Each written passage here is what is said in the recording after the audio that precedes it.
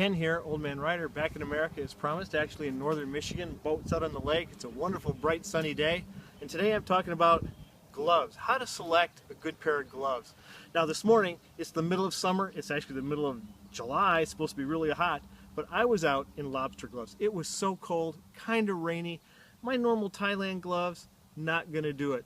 So I thought to myself, you know, I'm scheduled to talk about gloves today. How am I going to work in the reality of northern Michigan and lobster gloves when I'm thinking about, you know, hot weather Thailand riding gloves? But you know what? It really doesn't matter. It's not so important, you know, if you're riding because it's cold or you're riding because it's hot.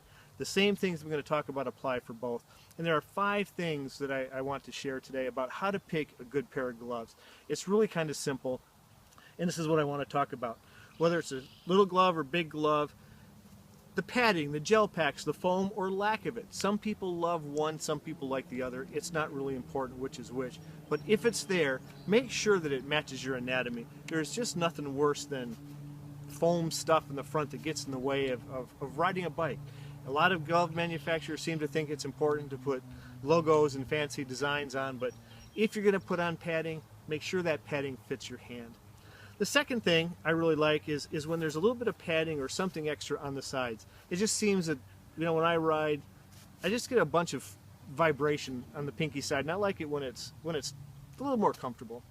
Next thing I like is, you know, tabs. Pulling off the gloves can be kind of difficult. It's impossible with the lobster gloves, but you know, some gloves have little tabs to pull the fingers off.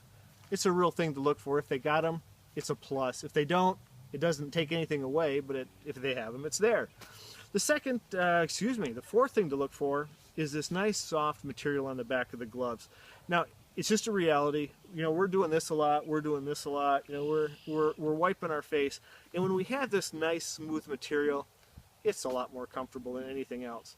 And the last thing is the breathable back. Now, obviously, on the lobster gloves, the idea is not to be breathable, but on the hot weather gloves, you know, different material on the back is just nice when it's breathable. I've actually had some with like fishnet material, just open and really good.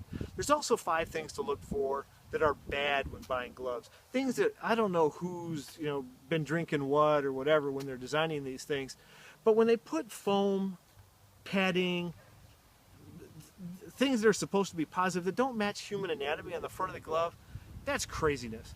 I've actually seen some, this is my second pet peeve, things to look out for, is logos, company logos on the front. You know, how does that match riding? How does that make our riding better when they're advertising themselves and putting foam padding that just doesn't apply to human anatomy or bicycles?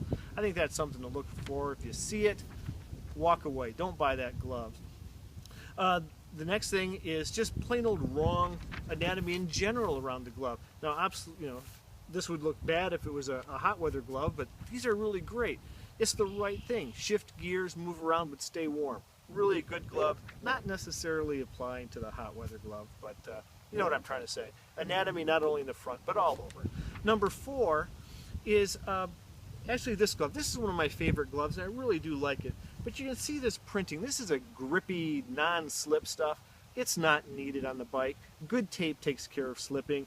This stuff makes it almost impossible to wipe off your bike computer, wipe off your phone, or whatever's out front.